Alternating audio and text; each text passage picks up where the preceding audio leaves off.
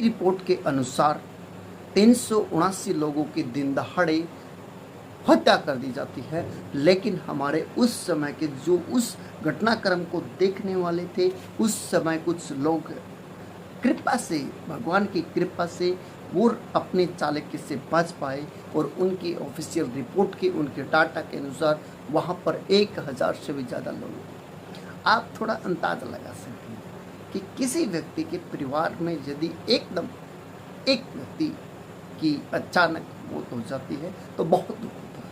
और लेकिन यदि किसी व्यक्ति के द्वारा उसकी एक ऑर्डर से 10 मिनट तक लगातार गोलियां चलाने से 1000 से ज़्यादा लोगों की मार्मिक तरीके से हत्या कर दी जाती है, तो उस समय देश के नौजवानों के अंदर कितना आत्मबल होगा और उन माताओं का क्या होगा जो उस समय देखा।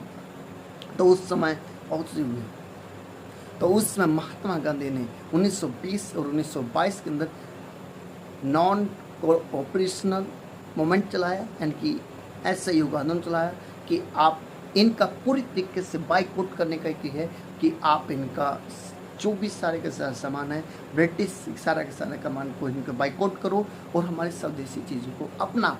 और आप कोई भी सरकारी स्कूल्स में, कोई प्राइवेट को, उसको सब को अपनी छोड़नी चाहिए थी। और वकील से, डॉक्टरों ने बहुत समझ के सरकार सहयोग है, लेकिन इसको वापस लेना पड़ा क्योंकि इसमें चोरी चोरा कांड हो गया था, इसकी वजह से हुआ। लेकिन ऐसा प्रोसेस चलता रहा, बहुत क्रांतिकारी ने तो वैसे हड़ताल होती रही, उनके खिलाफ आक्रोश जाते रहे कि आप यहाँ से भाग जाएं। और यहाँ पर अंत में आते आते 1942 के अंदर महात्मा गांधी जैसे नेता, सुभाष चंद्र बोस जैसे 1919 का जो देख रहे थे, और 1919 से और 1931 तक भगत सिंह जैसे, सुखदेव जैसे, उधम सिंह जैसे महान क्रांतिकारियों के विचार बहुत सी उज्जवल रहे। उनके सटीक निशान रहे कि देश के अंदर इसको पूरी तरीके से हमने इस देश को आज़ाद कराना, ये हमारा परम कर्तव्य है। उस कर्तव्य को अपनाते हुए उन्होंने अपने प्राणों को, आहुति को, उनकी फांसी के फंदों को उन्होंने ऐसे चुमा जैसे कोई अपनी बहुमूल्य वस्तु को अपने पास रखकर न खुश होता है।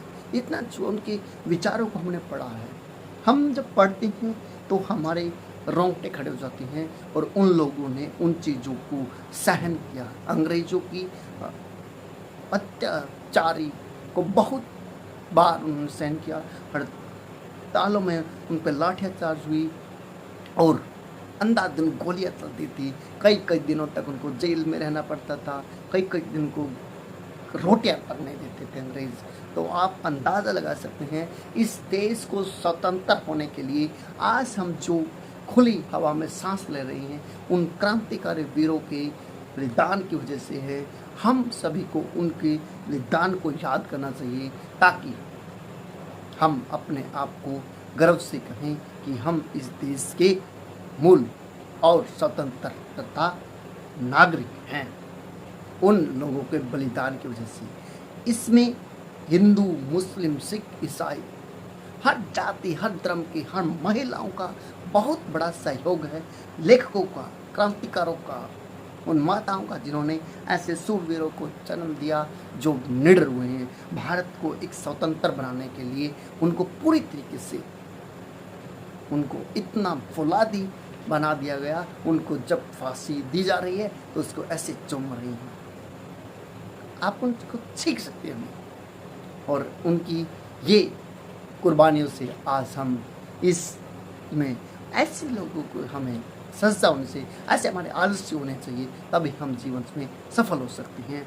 और ये जो हमारी स्वतंत्रता है, इसको कायम रखना है, तभी होगी जब हम उन सूरवीरों की हमेशा याद करते रहेंगे।